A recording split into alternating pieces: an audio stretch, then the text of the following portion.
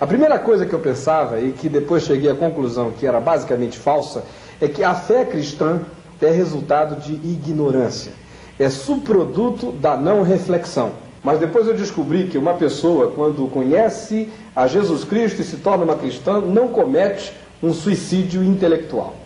A segunda ideia falsa que eu tinha, que depois descobri ser realmente um equívoco, é que a fé cristã não é histórica. Aí nós entramos numa questão mais profunda. Qual é a definição que eu tenho de história? Eu chamo história de conhecimento do passado através de testemunhos. E isso nos leva a uma segunda questão, a questão que nos traz um problema.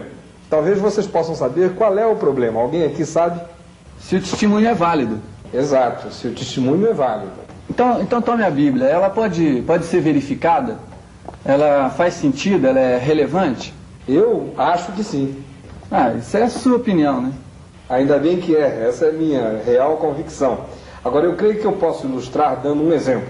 E esse exemplo é a partir de uma afirmação contundente.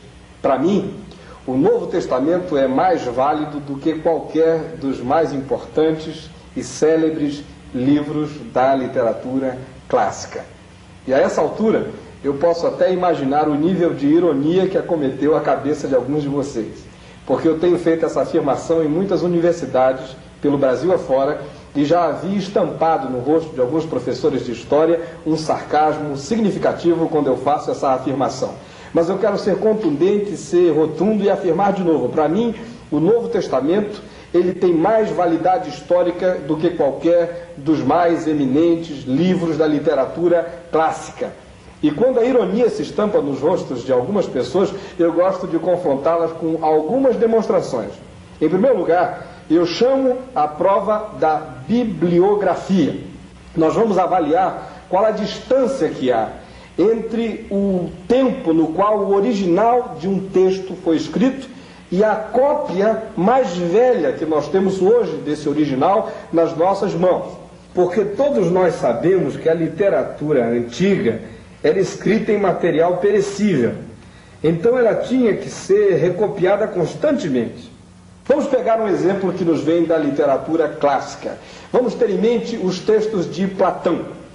O texto mais antigo que temos de Platão tem 1200 anos de distância do momento histórico no qual Platão o escreveu. Da época quando Tucídides escreveu até a cópia mais antiga que nós temos, passaram 1300 anos.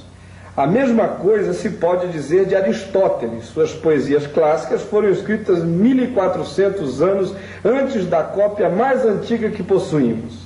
Agora vamos pensar um pouquinho no Novo Testamento. A evidência é quase constrangedora em contraste com outras obras. Por exemplo, temos um intervalo de apenas 100 anos com a descoberta dos papiros de John Ryland. Daí nós temos os papiros de Chester Beat, 155 anos. E 200 anos com os papiros de Wagner. Esses papiros são várias porções das Escrituras.